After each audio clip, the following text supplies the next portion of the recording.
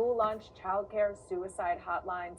These are just some of the crucial programs that may be impacted by the White House freeze on all federal grants and loans.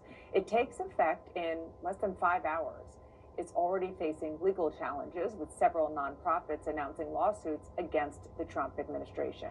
I'm joined now by Democratic Senator Chris Coons of Delaware, a member of the Senate Appropriations and Judiciary Committees. Thank you so much for being here.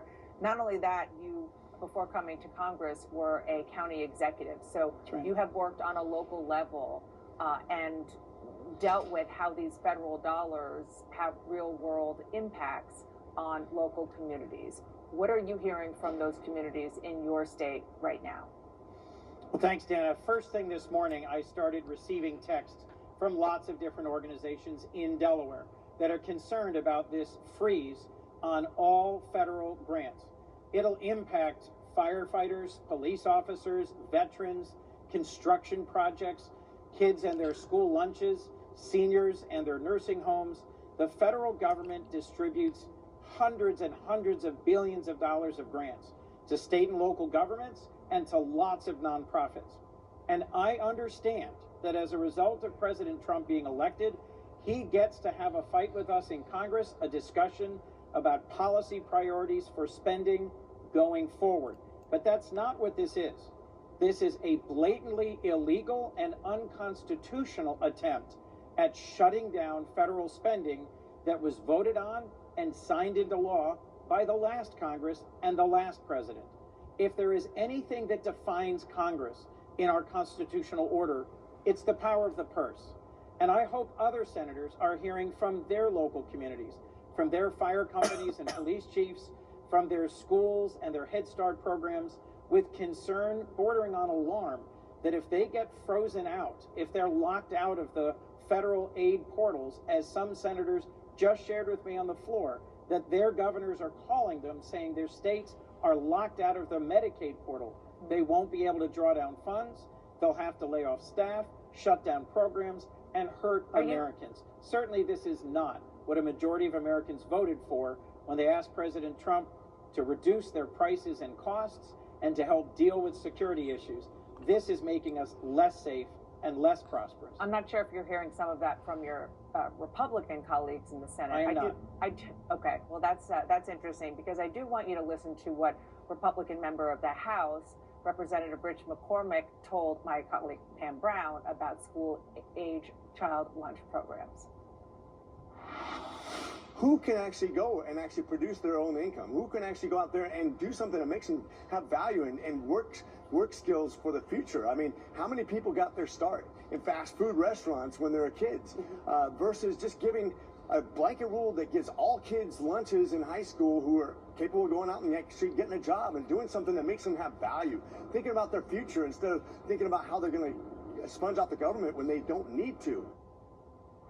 So I hear what you're saying about the constitutionality of this, potentially about the fight that the president and his people clearly want to pick to go through the courts to test a lot of these laws, these norms that Congress and the White House have followed for a long time.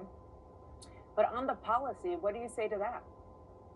Look, the executive order says that what the president's goal is to challenge woke ideology. To try and test the Green New Deal, which, by the way, doesn't exist, wasn't signed into law, and in this sweeping freeze of all federal aid, of all federal grants to state and local governments and communities, to force this fight over spending priorities. That's not how our system works. It will result in lots of waste and lots of harm to real people and local communities. As you said, Dana, in the introduction, I was a county executive. The county police force relied on federal grants for training, for equipment, for recruiting, and so do police departments all over the country. So do fire companies all over the country. Federal grants aren't just all waste. Most of them have a clear and defined and immediate purpose that helps make our communities safer, that helps feed our children, that helps strengthen the quality of health care, that helps educate folks in our communities. And I hope that my colleagues are hearing from as many of their impacted communities and community organizations as I am. And I hope that President Trump will reverse this order. I just voted against his nominee to be Secretary of Transportation. I was going to vote for him, but I don't know if he's going to follow this unconstitutional order and shut down infrastructure projects currently underway in Delaware and lay off construction workers. If he does, then I think he's breaking our Constitution. So I voted against him and will vote against other nominees until I get clarity about the path forward. I just want to, we're talking about all of this within the confines of what you're talking about, the Constitution, the way that Congress has followed that, and presidents certainly, and then laws have been updated even up until the Impoundment Act, which I'll let you describe. But the reason I bring that up is because this is kind of the point. And my question to you is there kind of a failure of imagination or a not really a full understanding of the lengths to which President Trump and the people around him genuinely want to go to test and to disrupt the laws and the way and the practices and the way that this town has worked for many years, for decades, and even hundreds of years. That's right. So on the one hand, supporters of President Trump are out there saying, as you just showed in a clip, this was the point. We elected him to shake things up and to challenge the assumptions of Washington. But that's not what's happening. What's happening is that dollars that come from Washington to our communities, to our schools, to our senior centers, to our police departments and fire companies are being frozen so that money stays here in Washington so that Trump can spend it in expanded tax cuts later this year. That's exactly what they're discussing at the Doral Golf Resort in Florida right now, is how they can cut taxes further for wealthy individuals and profitable companies. And to do that, they want to stop spending on priorities that are already in the law that help children, help seniors, help keep us safe, and help make us strong.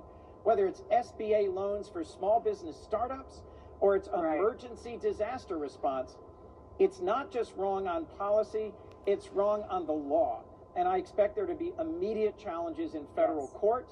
And I frankly think this is what we predicted when those of us who campaigned saying President Trump would cause chaos would do so, and here we are. Yeah, and look, I think that he would agree with you. Chaos is what he wants, which is why he's doing this. The question is what comes after that. Senator, thank you so much for coming on with me today. I appreciate it. Thank you.